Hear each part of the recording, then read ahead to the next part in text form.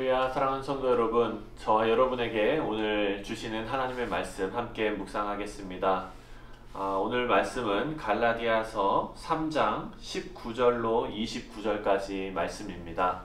제가 23절부터 마지막 절까지 읽겠습니다. 믿음이 오기 전에 우리는 율법 아래 매인 바 되고 계시될 믿음의 때까지 갇혔느니라.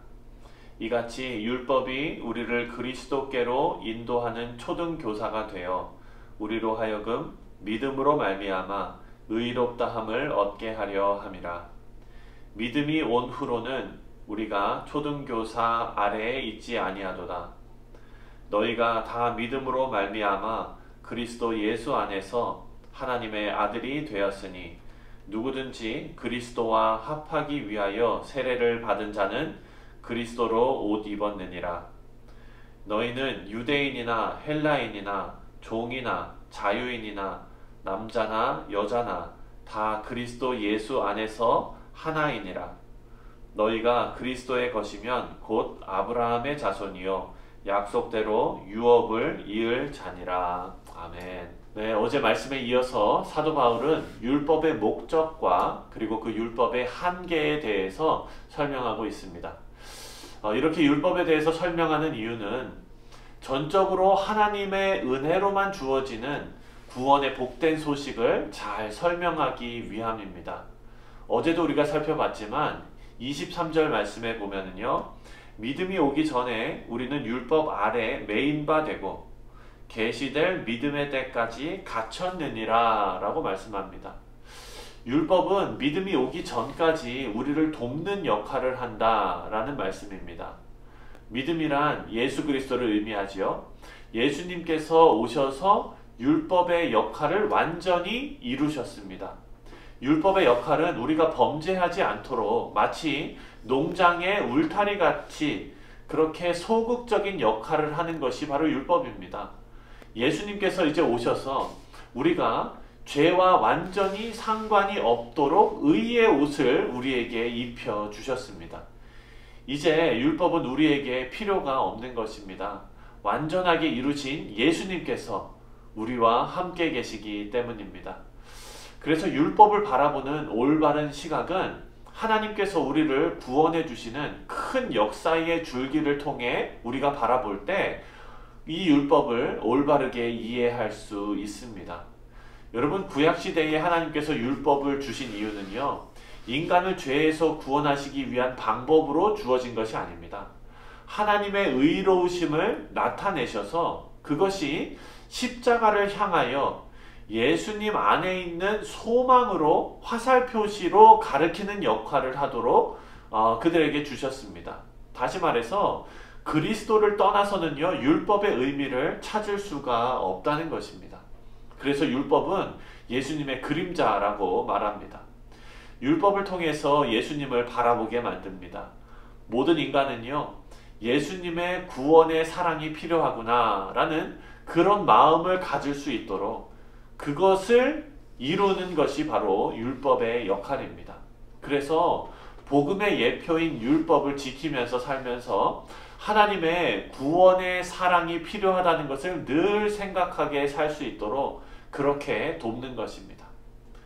그런데 여러분, 예수님께서 이 땅에 오시고 나서 신약을 살아가는 저와 여러분의 생활의 기준은요, 율법이 될 수가 없습니다. 율법을 지키는 것이 아니라 우리를 위해서 희생의 제물로 내어주신 예수님의 삶, 그리고 하나님의 말씀이 저와 여러분의 생활의 기준이 되는 것입니다. 이제 율법의 내용을 지켜내는 삶은요, 의미가 없습니다. 율법을 완성하신 예수님의 삶을 따라서 사는 것이 우리의 생활의 지표가 된 것입니다. 근데 여러분, 생각해보면 이것은 사실 더 어려운 삶입니다. 율법에 써있는 문자적인 내용을 지키는 것은요, 그냥 열심히 지키면 됩니다.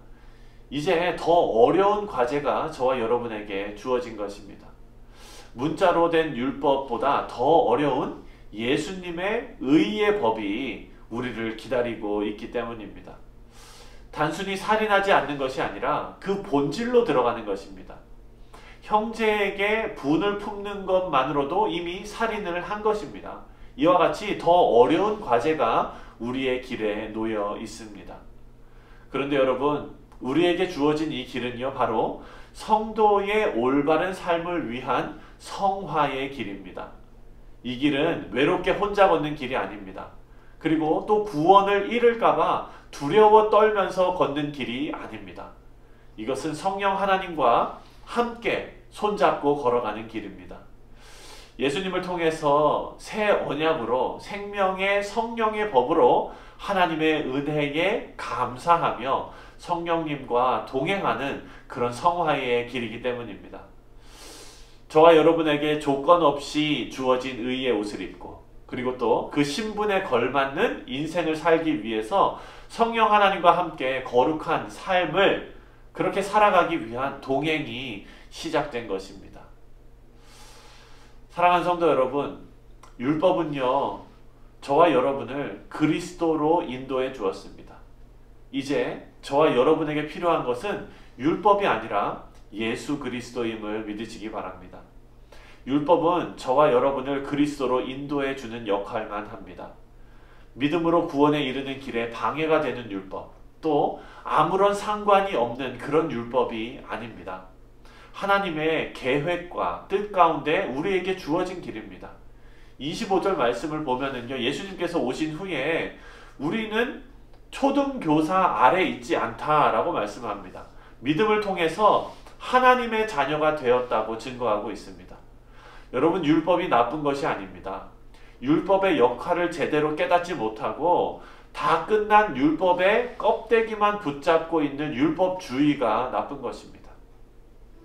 우리의 삶을 돌아보면서 혹시 껍데기만 남아있고 내용이 없는, 그래서 의미 없는 자랑으로만 남아있는 율법주의적인 요소들이 있다면 오늘 다 내려놓으실 수 있는 그런 은혜가 있으시기를 주님의 이름으로 축원드립니다.